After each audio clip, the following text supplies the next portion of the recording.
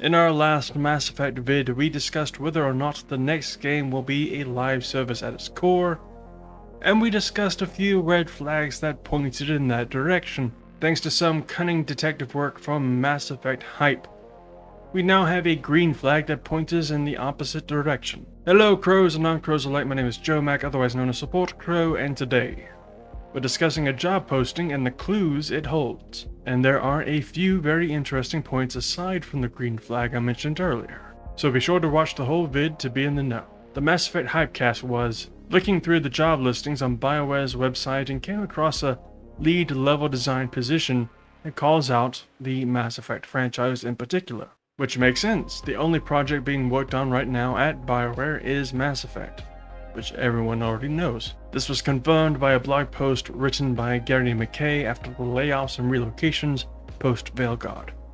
And it was confirmed by Mark Dara on his YouTube channel that BioWare is now a single project focused studio. Now, there's a lot in here. As a lead level designer, you'll be working and inspiring others to create unique spaces. You'll be developing gold standard missions and levels, not just standard, gold standard. And your salary looks like, holy Jesus.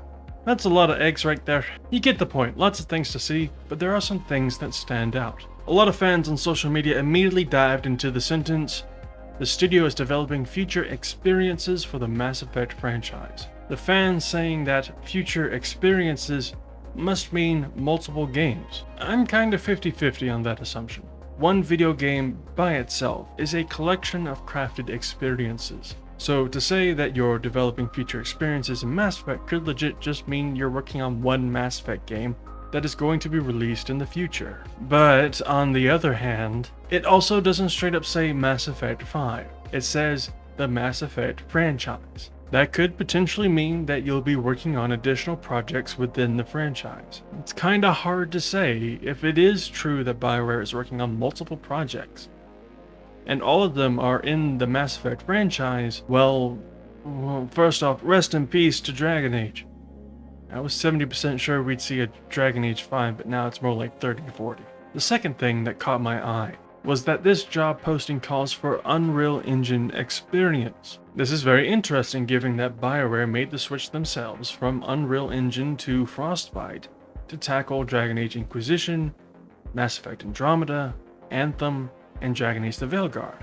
BioWare made this decision because they believed it was the best choice for their ambitions and for the future of their games. So, what changed? Maybe Unreal has surpassed Frostbite. Maybe there's something Unreal has that Frostbite doesn't. Maybe they want to use something else to make people look, well, like their face is less tired. Like people. It's anyone's guess. What it means for the end product, we're gonna have to wait and see. It's been a long time since BioWare has built a game fully on the Unreal Engine, and Unreal has had some upgrades since then. Another point to take note of is the requirement for experience with non-linear level design. Does this mean another open world game like Andromeda? Well, maybe. It's hard to say because non-linear level design is more of a range of options rather than a singular definition. The most obvious example of this is the open world, like The Witcher 3. Another example of non-linear level design is Dishonored, which puts you on a linear progression of levels, but each level can be explored and completed in different ways. I'm betting we're going to get something like Andromeda, but for the record, my preference has always been the level design of Mass Effect 2 and 3, where you have these open areas, but the missions themselves were carried out with this TV-like episodic linear progression. It had a start and a middle and an end, and the level shaped itself around the actual narrative. Alright, I've kept you from it long enough. At long last, the green flag of hope we've been searching for. Another requirement asks for, quote, communicating single-player level design vision.